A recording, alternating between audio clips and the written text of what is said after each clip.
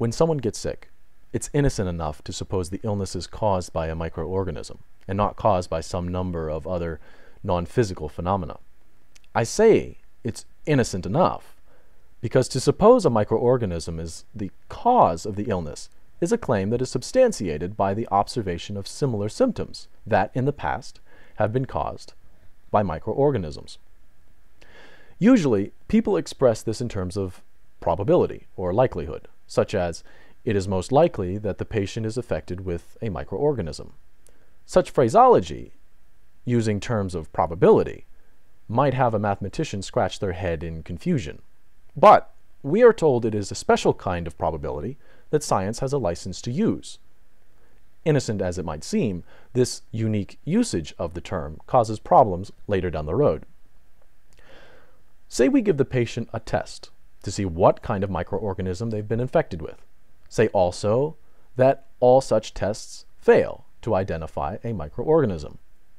Say psychological tests, psychiatric tests are carried out and fail to propose any successful treatment.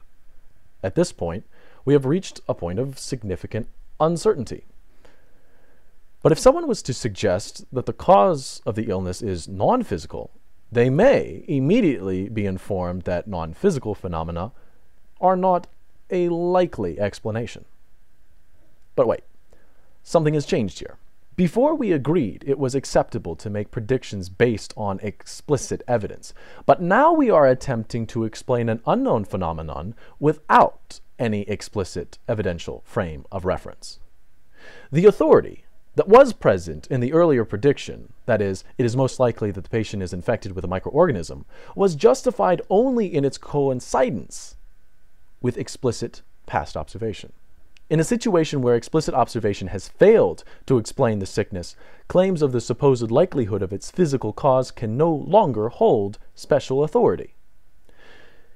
If we try to counter this and suppose it is always more likely for a thing to be caused by something that is empirically observable, we have given privileged precedence to materialist explanations of phenomena. I say privileged because there is no philosophic justification that would necessitate physical phenomena being propagated by and only by other physical phenomena.